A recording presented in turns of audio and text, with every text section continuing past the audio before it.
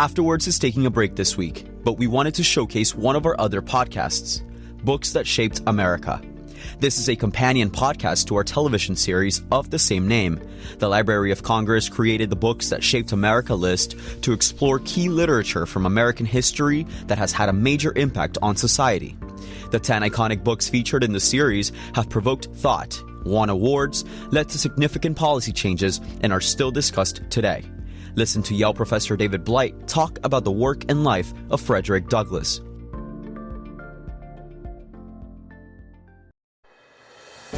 Frederick Douglass was born around the year 1818 into slavery, but wound up rising to become a towering figure in American history, a prominent abolitionist, orator, and writer.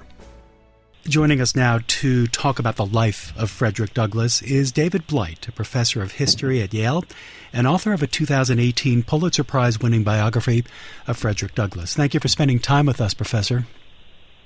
Thank you, Paul. It's an honor to be on. Gosh, there is so much ground to cover in following the life of Frederick Douglass, but let me start with a broad question. What would you say is the place of this man, Frederick Douglass, in our nation's history and his impact on the world? Well, his most important place or legacy is what he left in words. He became, there's the heroic life, his escape from slavery, and all that followed from that.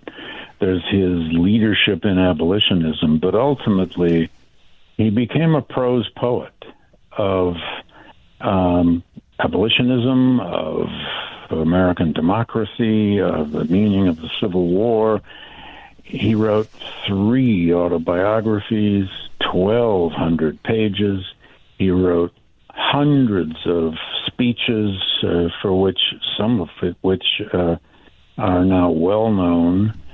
And he was a journalist for more than 16 years, where he even mastered that craft of the short, political editorial. So it's in words and in language that Douglass leaves his biggest mark. In as I've said, in both oratory and on the written page. And there is no one in America in the 19th century who had more to say so poignantly than Douglass about slavery and race and emancipation and its aftermath, which is arguably the great story of the 19th century.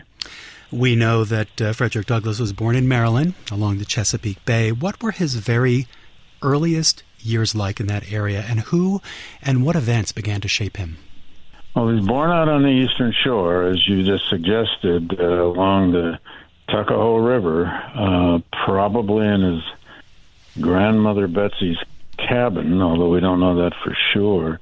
He spends the first 5 years of his life as a child among many other enslaved children around his grandmother's house, cabin. And then he's dropped off at the Great Y Plantation, the Y House, which is still there, the house, which was the largest plantation and slave operation in all of Maryland.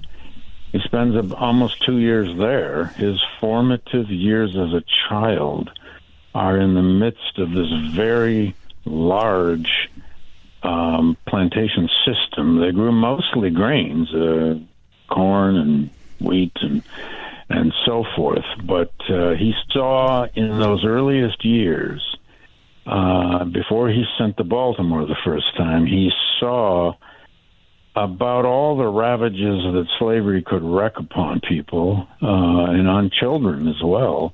He was not abused physically as a child per se, but he saw plenty of adults being badly mistreated, whipped, beaten, humiliated, and all that flows from that. So his most formative memories are forged there between about the age of 4 and 7, until he is sent up to Baltimore, up the Chesapeake for the first time, and he will go back and forth between Baltimore and the Eastern Shore. he's sent up there the first time to be the companion for a white boy named Tommy, who was the son of his owner's brother. And that gets him to the city of Baltimore when he's about 7, going on 8, and he will spend, of his 20 years as a slave, he will spend 9 of them in Baltimore, which is crucial because it's a city, it's a major seaport, it's a major a place of maritime commerce. He learns a trade, actually more than one trade, working in the shipyards and docks by the time he's a teenager. It's Baltimore where he gains his full literacy. It's Baltimore where he begins to get engaged with the free black community of Baltimore, which was larger than the enslaved community. He attends churches. He gets involved in a debating society and many other aspects of his life as an urban slave, which are going to in fact, they're going to have everything to do with why he was ultimately successful in escaping out of Baltimore in 1838. Of course, he writes about all this in that first autobiography, the narrative of the life of Frederick Douglass. And David Blight, when people first started reading those details, those gruesome details of his first years and what he saw, the whipping and such, how did Americans react? Well, he wrote the most compelling of all the slave narratives to that time. His was by no means the first, but he had, when he wrote it at a tender age of 27, he had already become a very effective writer, a very imaginative and effective writer. And that first narrative, which he publishes in 1845, is full of stories about the treatment of slaves, and indeed his own treatment. But also it's about his observations, his memories of lots of other people. And he uses these stories, whether it's his own whippings by Edward Covey or Thomas Auld, or more likely, it is the stories of other people he sees humiliated. He sees living under the ravages and at times hopelessness of slavery. But the great thing about that first narrative is that he was able to essentially also write a coming-of-age story. It's how a boy grows up under the system, under oppression, but also begins to gain skills, begins to imagine the world outside of his immediate environment, how he begins to connect again with a whole variety of new people that he meets in the streets of Baltimore, how he gains and then begins to use his literacy. He writes very deeply about even the meaning of literacy. In fact, one of the most compelling aspects of that first autobiography is its compelling illustration of the meaning of language and words and the use of persuasion to this very young person. Always one has to remember that this is, of course, him plowing into his own memory. This is all, of course, retrospective, but he's a great storyteller. And anyone who's read enough memoir or autobiography of any kind knows that the greatest of autobiographies are telling you some truths, for sure. They're telling you the episodes of a person's life. They're telling you about facts as remembered, but they're also good stories. They're the recreation of experience through imagination into story. And Douglas, by the time he writes that, partly because he's already now practiced for 4 or 5 years as an orator, the use of oratorical language.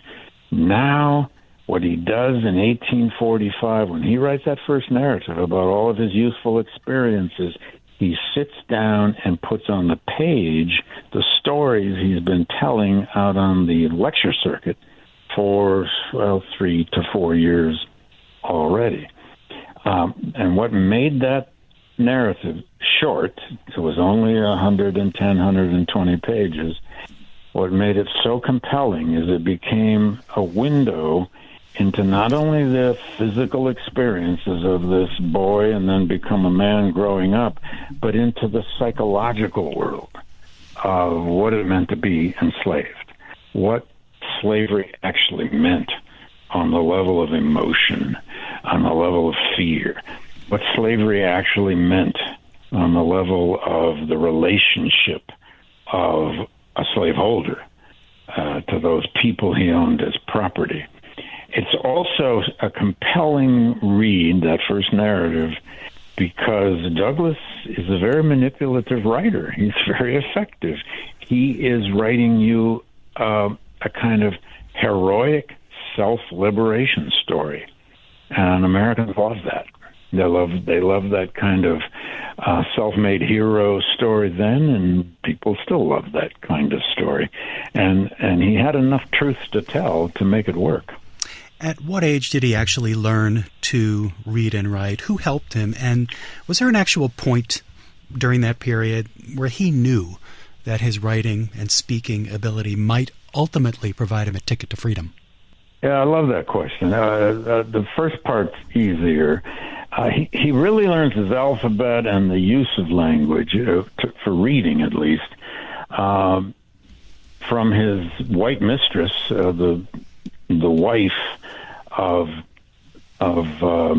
Hugh Auld in Baltimore. When he's about 8 years old, she, as soon as he arrives there, he's living in the home of the Aulds. He's supposed to be the companion playmate for the boy, the Auld boy. And she teaches him to read and write for more than a year and a half. She reads out loud with him. She teaches him the alphabet. He takes to it like manna from heaven. He clearly had a skill with it. He started collecting newspapers when he found them. He would collect anything that he could try to read. She read the Bible out loud with him. I mean, the first language he hears is not from a child's reader, but from the Bible. So he's very early on getting the King James language in his mind. That's where he begins. Now, when exactly did he begin to realize that this power with words, whether oratorical or written, and it was certainly oratorical first, that's happening even before he escapes from slavery. Because, for example, by the time he is, he's about 18 when he's hired out to a farm owned by a man named Freeland. And on Sundays or days off, he gathers a group. He calls them his band of brothers.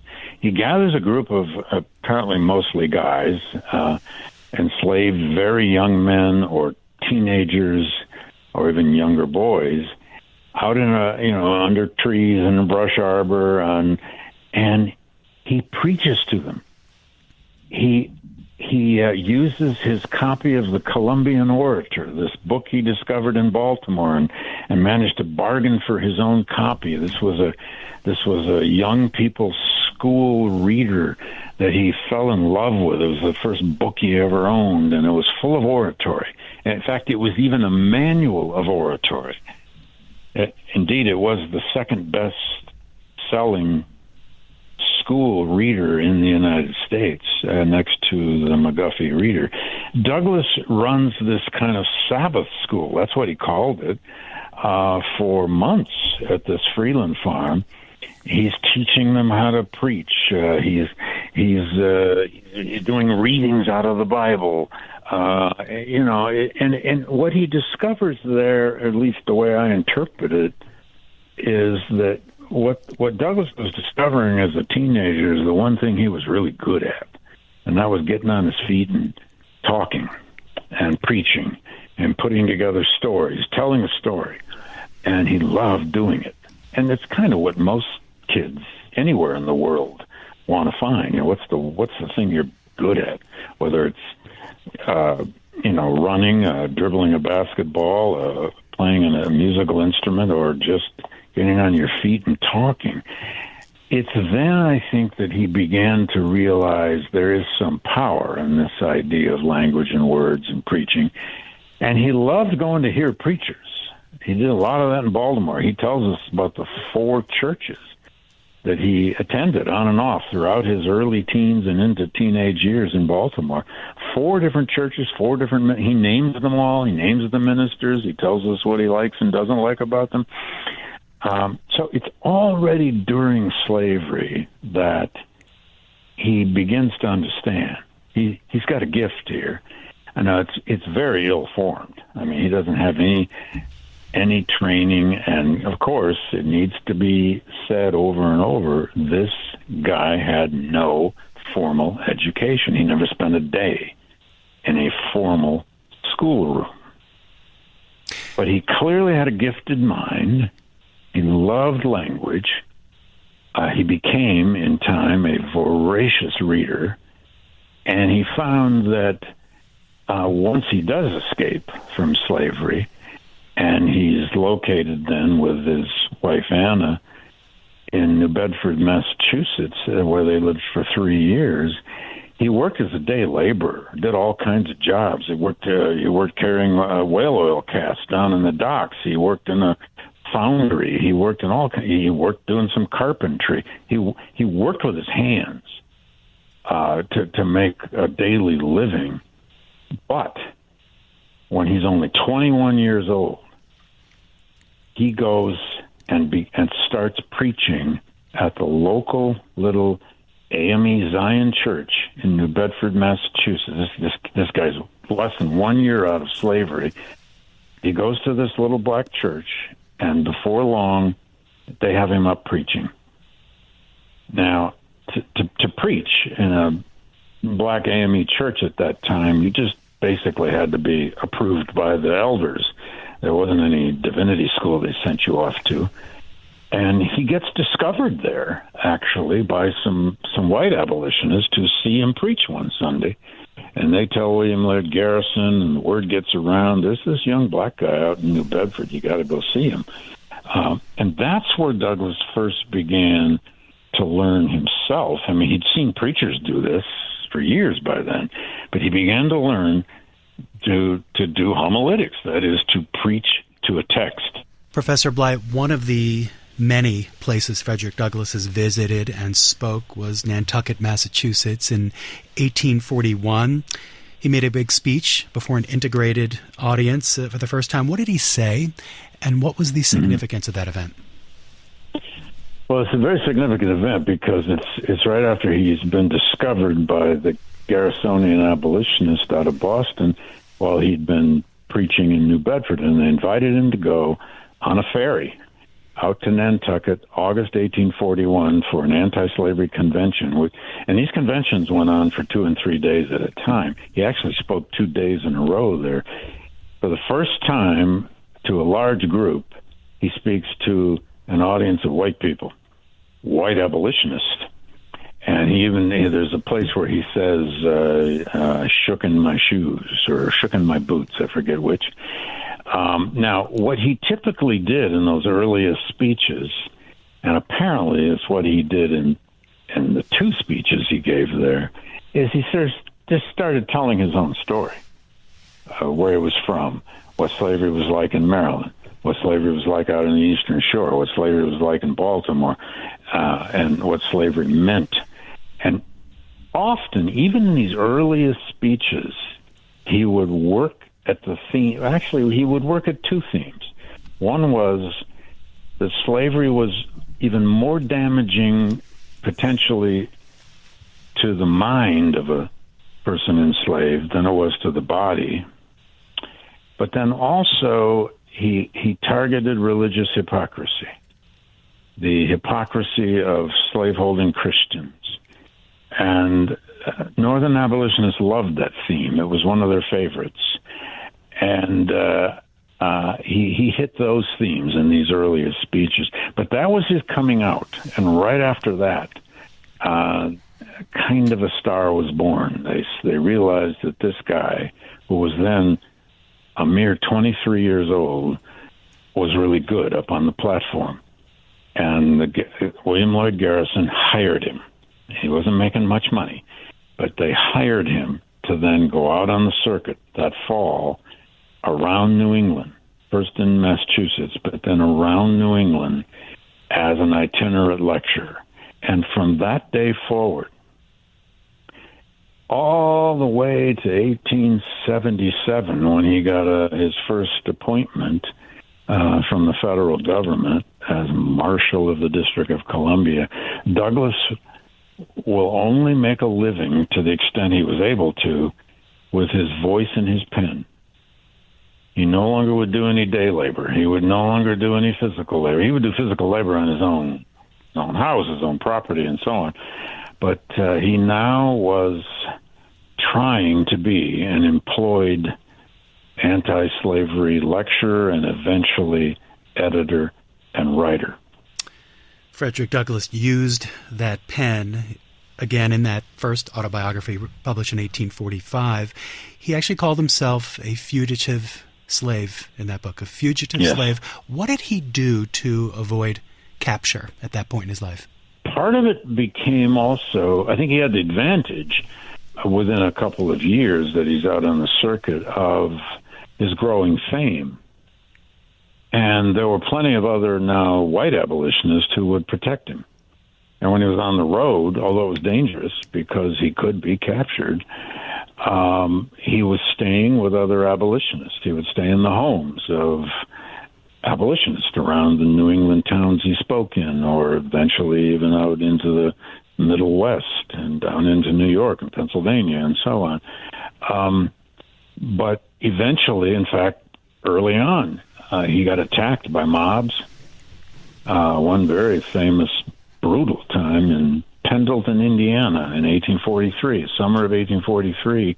They had a huge outdoor kind of festival abolitionist gathering, and these were often very rural events, and a mob attacked the makeshift stage and caused a riot and fisticuffs and people throwing chairs, and Douglas broke his wrist that day trying to fight back. And he claimed that his life was saved by a couple of the other abolitionists who pulled him out of the mob, put him in the back of a cart, and drove him out of there, by horse. But I should also say, in these early years of itinerant abolitionism, they sought the hostility of crowds sometimes. They wanted to rile up their audiences. They were trying to trouble the consciences of their audiences. And sometimes, if a stone or a tomato was thrown at them, or even a rotten egg, that was considered success. It was not success if the mob attacked and began to beat everybody up. I've often been asked, why wasn't he shot, or why did he live through all of this hostility? And that's a good question, and it's not always easy to answer. There was a lot of hostility and a lot of threats, but the truth is, unlike what people might think about the 19th century, people didn't go around all the time with guns. They just didn't. They used their guns for hunting. But they didn't go to, even if they were hostile, they didn't take their guns to a church gathering or even an outdoor gathering. And so far as I know, he was never shot at. He was attacked a number of times. He was threatened. He got death threat letters, but he was never shot at. We live in a world today where I find audiences, this is a very deep curiosity for people, and for good reason. We live in a society now so threatening because there's so many guns. Guns back then were a matter of rural life. They were part of hunting. They were part of feeding yourself. And even to some extent in cities, people might have a shotgun to kill a hog or whatever. But So there was tremendous hostility to abolitionists, especially in these early years, 1840s. But they just didn't all walk around with firearms. Moving this story forward as those Civil War years approached, did Frederick Douglass have a relationship with President Abraham Lincoln? What did they think of each other? Well, they had a relationship eventually. Douglas becomes aware of Lincoln, I think first only in the Lincoln-Douglas debates, which is how most of the country first became aware of Lincoln. The debates Lincoln has with Stephen A. Douglas in the Senate race of 1858, those famous 8 amazing debates held outdoors. Frederick Douglass actually went out to Illinois, actually attended at least one of those Lincoln-Douglas debates. And then Douglas knew about Lincoln because of the press. Reading about Lincoln, of course, did not win that election. But then in 1860, Lincoln, of course, runs for president. He's a Republican candidate, and he wins. Now, the nature of their relationship is very complicated. They start out in very different places. Douglas didn't fully trust Lincoln or the Republican Party fully in 1860. He tried to. He saw the Republic. Douglas, at this point, we have to remember, was a radical abolitionist. He wanted radical measures out of politics, although he had learned to become a political abolitionist. That is, a believer that the only way slavery would ever really be defeated was through law, through politics, and that there had to be anti-slavery political parties. He didn't know if he could fully trust Lincoln. Lincoln was a moderate. Lincoln was an old Henry Clay Whig who became seemingly a quite moderate politician on the issues of slavery. But the great story there is that though they start in different places, and Lincoln was slow at first to devote the war to a crusade to destroy slavery, once Lincoln did do that, you can argue of necessity, you can argue it was by his own will, or you can argue it was both. I think it was both. Once the war took on the cause of destroying slavery, which it does in part with the preliminary Emancipation Proclamation of September 62, and then, of course, with the final Emancipation Proclamation, January 1st, 63, Douglas changed his tune on Lincoln. He was a ferocious critic of Lincoln in the first year of the war, even almost a year and a half. He said some very embittered things about Lincoln and his administration right up until late summer, early fall 62. That tune changes. Fall 62 and into the winter of 63. And then they began to slowly move right toward one another in their viewpoints on what the war was about. They will meet 3 times. They met in August of 1863. They'll meet again in August of 64, both times at the White House. The first time at Douglas's insistence. Who just went to Washington and showed up. He went to protest the discriminations being practiced against black soldiers in the Army, which he was recruiting. The second time, Lincoln invited him, August of 64, in the most remarkable meeting any black person had ever had with an American president. It lasted at least an hour, and Lincoln recruited Douglas to lead a scheme. This is August 64 now. The war is in a extremely sensitive, dire moment. Terrible military stalemates in Virginia and in Georgia and in Mobile Bay and other places. The war is not won by any means, and the casualties have become horrific. And Lincoln, for good reason, believed he might lose the fall election. The U.S. was about to hold a general election in the midst of civil war. He called Frederick Douglass, the most important black leader in the country, to the White House, asked him to set up a scheme that he said the War Department to funnel as many slaves out of the Upper South into, behind Union lines, into legal free status as possible before Election Day in case Lincoln lost the election. Now, Lincoln did not lose that election, and the reasons are largely because of what happens on the battlefield. The fall of Atlanta was huge, first week of September.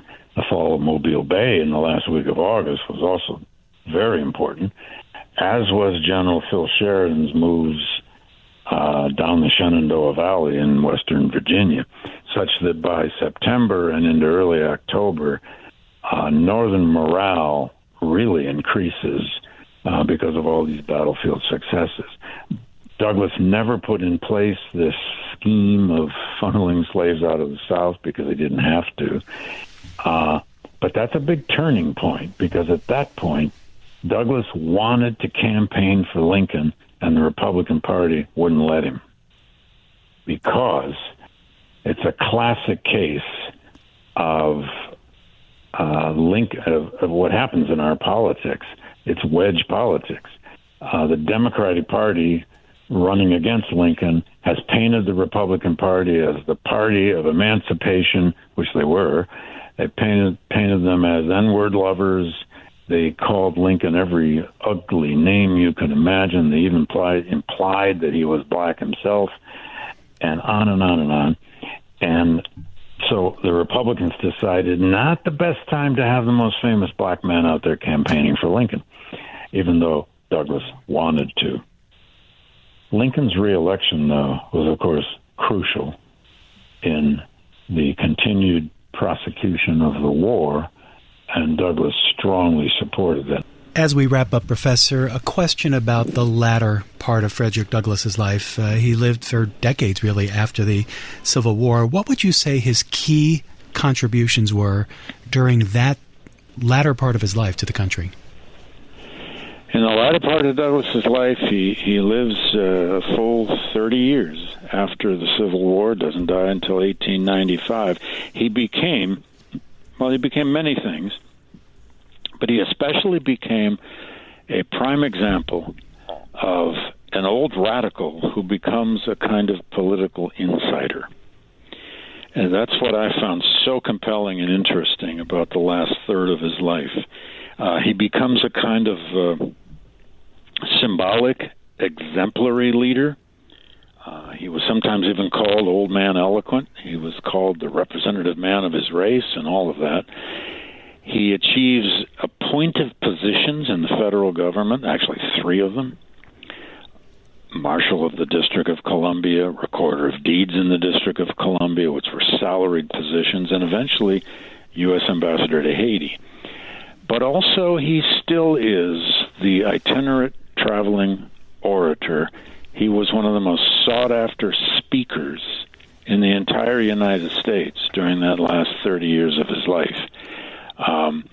And he continued to speak on all kinds of subjects, especially about race, especially about American politics, and especially, eventually, about the problems of Reconstruction and the violence that set in the wake of Reconstruction. So, as in the early part of his public career, he remained right until the very end the man of words, the man of language, who was always there to kind of interpret what was happening to the racial situation of the United States. David Blight, professor of history at Yale and Pulitzer-Prize-winning biographer of Frederick Douglass. Thanks very much for your time. Thank you. Good to be with you. Thanks for listening to the Books That Shaped America podcast. For more information about the series, you can visit our website, cspan.org/Books That Shaped America. And remember to follow this podcast so you never miss an episode.